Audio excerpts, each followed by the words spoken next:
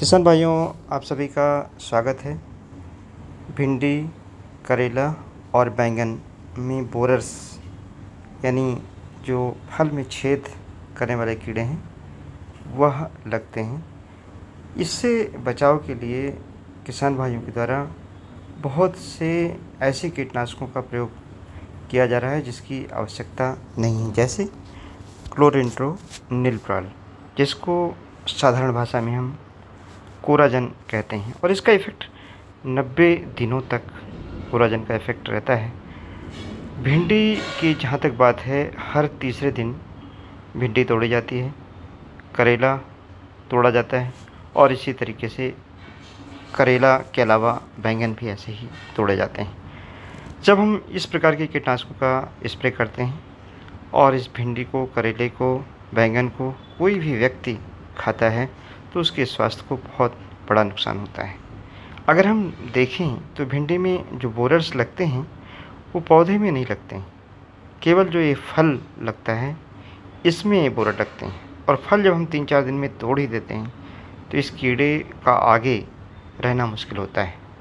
तो किसान भाइयों से मेरा अनुरोध है कि भिंडी के जो टेढ़े फल हो जाते हैं, जिसमें छेद हो जाता है, इनको आप तोड़ के और मिट्टी में दबा दें ताकि लार्वा एडल्ट ना बनने पाए और आगे जो भिंडी आपकी होती है वह इस कीट से प्रभावित ना हो। अगर हम इसका उलटे दवाएं डालते हैं तो इसका इफ़ेक्ट बहुत दिनों तक पौधे में रहता है और जो इसको खाता है उसके स्वास्थ्य पर बहुत प्रतिकूल प्रभाव पड़ता है, चाहे उसका नर्वस सिस्टम हो, चाहे किडनी हो और चाहे बाद में चल करके कैंसर जैसे रोग भी इसके रेजिडुअल इफ़ेक्ट से हो जाते हैं।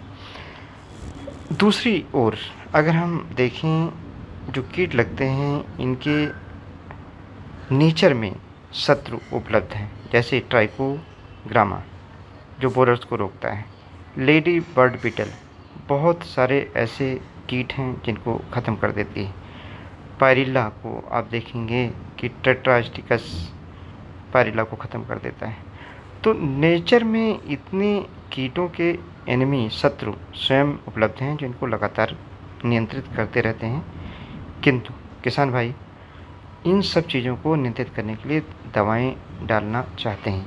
जब दवाएं डालते हैं तो जहाँ एक ओर आपका उत्पाद हानिकारक हो जाता है, वहीं दूसरी ओर आपको बार बार दवाएं डालनी पड़ती हैं और दवाओं की खपत बढ़ती चली जाती है। आपकी फसल की जो लागत है वह बढ़ जाती है, जिससे आप रिवर्स नहीं हो पाते हैं। उसका कारण क्या है कि जो नेचुरल एनिमी उपलब्ध हैं कीटों को मारने के लिए, बीमारियों को ख़त्म करने के लिए, उनको आप कीटनाशक और फंजीसाइड ज़्यादा डाल करके ख़त्म कर देते हैं।